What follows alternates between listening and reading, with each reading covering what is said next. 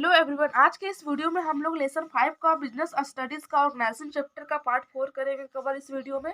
और इस वीडियो में हम लोग संगठन प्रक्रिया अथवा संगठन प्रक्रिया के कदम, ऑर्गेनाइजिंग प्रोसेस और steps in the process of organising इस टॉपिक पर हम लोग चर्चा करेंगे। तो उससे पहले मैं संगठन को बेसिक मीनिंग थोड़ा सा समझा देना चाहूँगी ताकि आप लोग को संगठन प्रक्रिया को अच्छी तरह समझ में आ सके।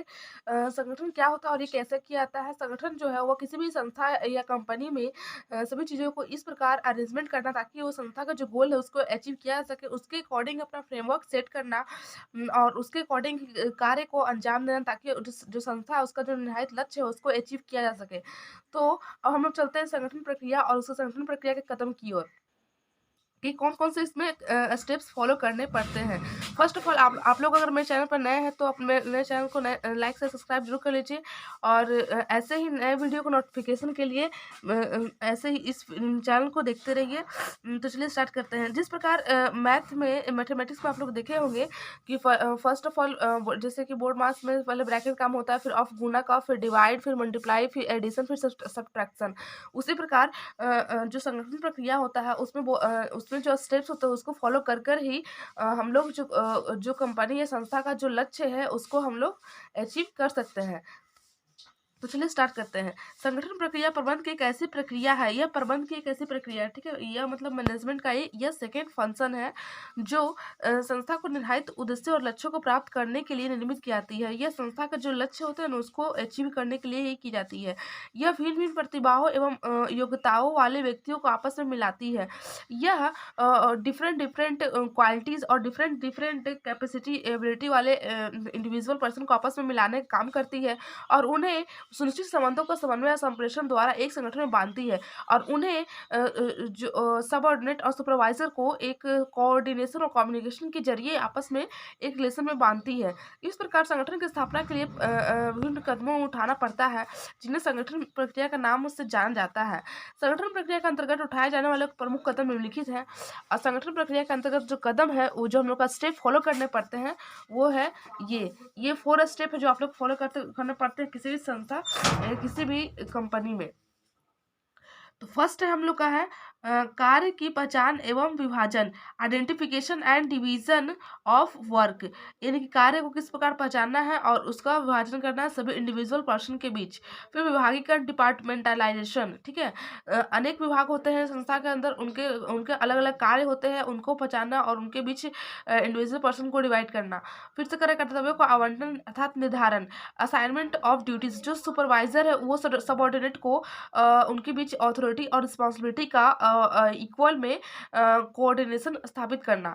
फिर से सूचनाएं प्रेषित करने के संबंध में इस्टेब्लिशिंग रिपोर्टिंग रिलेशनशिप, अर्थात जो सुपरवाइजर है जो सबऑर्डिनेट उसके अंतर्गत कार्य कर रहा है उनके बीच का जो संबंध है उसी को हम लोग कहते हैं रिपोर्टिंग रिलेशनशिप। तो ये 4 हम लोग का जो स्टेप है ये ऑर्गेनाइजिंग का 4 स्टेप है। इसको फॉलो कर ही हम लोग किसी भी इंस्टीट्यूट या किसी भी कंपनी के गोल को अचीव कर सकते हैं। तो इसका ये डायग्राम आप लोग को अच्छा समझ में आ गया होगा। चलिए हम लोग आगे बढ़ते हैं। तो फर्स्ट कार्य की पहचान एवं विभाजन। संगठन प्रक्रिया का सर्वप्रथम कदम पूर्व निर्धारित योजना को पहचान करना कि हम लोग का जो गोल है वो क्या है और उसको कैसे अचीव करना और तथा कार्य का विभाजन करना और उनके बीच उनके अनुसार ही सबके बीच सभी इंडिविजुअल पर्सन के बीच कार्य को डिवाइड करना। कार्य का विभाजन इस प्रकार किया जाता है ताकि कार्य करने की पुनरावृत्ति हो जाए। मतलब हर एक पर्सन को बार बार वही काम दिया ताकि वो उस काम को करने में एक्सपर्ट हो जाए और जिससे कि स्पेशलाइजेशन का भी हम लोग को जो संस्था है उसको बेनिफिट मिल सके।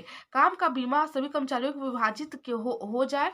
उदाहरण के लिए एक मोबाइल सेट का निर्माण करने वाली कंपनी विभिन्न क्रियाओं को इस प्रकार कर सकती है: कच्चा माल क्रय करना, मोबाइल के पुर्जे क्रय करना, उत्पादन करना, तैयार माल का स्टॉक करना, रखना, अनुसंधान, विज्ञापन, विक्रय, लेखांकन, वित्त व्यवस्था इत्यादि। तो जैसे एक मोबाइल का सेट तैयार करने में हम लोग को इतना सारे काम करने पड़ते हैं, सभी कार्यों को अपना अपना पहचानना।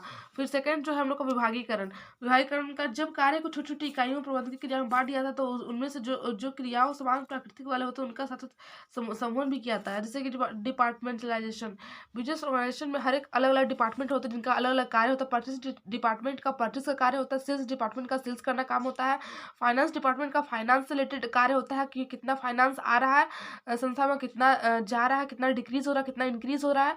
मार्केट डिपार्टमेंट कितना मार्केट में सेल हो रहा है, हम लोग का जो गुड्स है वो कितना सेल हो रहा है, कितना परचेस हो रहा है वो डिसाइड करना।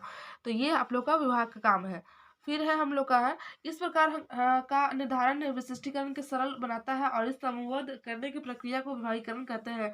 विभागीकरण की समूहबद्ध का मतलब है कि सभी अलग अलग ग्रुप में होते हैं और विभागों की रचना हम कुछ लक्षणों के आधार पर मानकर कर सकते हैं, जैसा कि कच्चा माल क्रय करना, तैयार पुर्जे क्रय करना आदि का क्रय करना, विभाग को माल का उत्पादन करना और स्टॉक करना, अनुसंधान आदि क्रियाओं को उत्पादन विभाग को, विज्ञापन विक्रय कार्य विपणन विभाग तथा वित्तीय व्यवस्था लेखांकन पत्र व्यवहार का कार्य वित्त विभाग को सौंपा जाता है। इन जितना भी कार्य है चाहे वो स्टॉक करना हो, चाहे अनुसंधान हो, चाहे वो उत्पादन करना हो, या फिर विज्ञापन हो, एडवर्टाइजिंग करना हो, या फिर सेल्स करना हो, या फिर मार्केटिंग का कार्य हो, हर एक अलग अलग विभाग को बांट दिया जाता है और वो अपना अपना कार्य अच्छी तरह से करते हैं। फिर अगला जो है थर्ड जो उनका स्टेप है वो कर्तव्य का आवंटन, यानी कि हर एक जो सुपरवाइजर है, जो टॉप लेवल का मैनेजमेंट है वो सुपरवाइजर को देगा का ड्यूटीज, आपको ये काम करना है। जो सुपरवाइजर है वो सब ऑर्डिनेट को देगा और उन दोनों के बीच को अच्छे तरह से अथॉरिटी और रिस्पॉन्सिबिलिटी का इक्वल में कोऑर्डिनेशन कर दिया जाता है।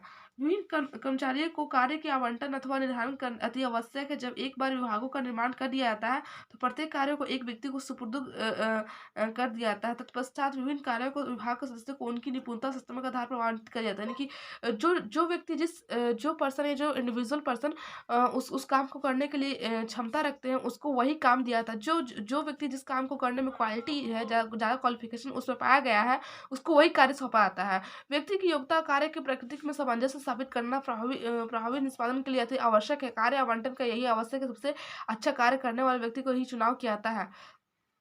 सूचनाएं प्राप्त करने की संबंध स्थापित करना। उसके बाद फिक्र है कि जब दो से अधिक व्यक्ति एक समान उद्देश्य को प्राप्त करने के लिए कार्य करते हैं तो उनके बीच मध्य संबंधों का स्पष्ट व्याख्या होना जरूरी है। इन संबंधों को ही रिपोर्टिंग रिलेशन कहते हैं। प्रत्येक व्यक्ति को यह पता होना चाहिए कि कौन सा उसका अधिकारी है, मतलब और तथा कौन अधीनस्थ है, यानी कौन किसका सुपरवाइजर है, सुपीरियर है, कौन किसका सबऑर्डिनेट है। उदाहरण के लिए क्रय विभाग काम करने के लिए सभी व्यक्तियों को अधिकारी क्रय प्रबंधक होगा और उसी से उन्हें आदेश मिलेगा और उसके प्रति वह उत्तरदायी होगा, उसके प्रति वह लायबल होगा किसी काम को करने के लिए। दूसरी ओर क्रय प्रबंधक का आदेश मुख्य प्रबंधक से प्राप्त होंगे और उसके प्रति वही उत्तरदायी होगा, ठीक है। और इस प्रकार संगठन सभी व्यक्ति अधिकार उत्तरदायित्व संबंधों को द्वारा एक दूसरे से जुड़े होते हैं। जैसे कि ऑर्गेनाइजिंग है तो यहाँ पर जो परचेज डिपार्टमेंट, फाइनेंस डिपार्टमेंट और सेल्स डिपार्टमेंट, मार्केट डिपार्टमेंट है, और यहाँ पर जो है वो टॉप लेवल का मैनेजमेंट होता है। तो ये इसको ऑर्डर करेगा और ये इसको ऑर्डर करेगा।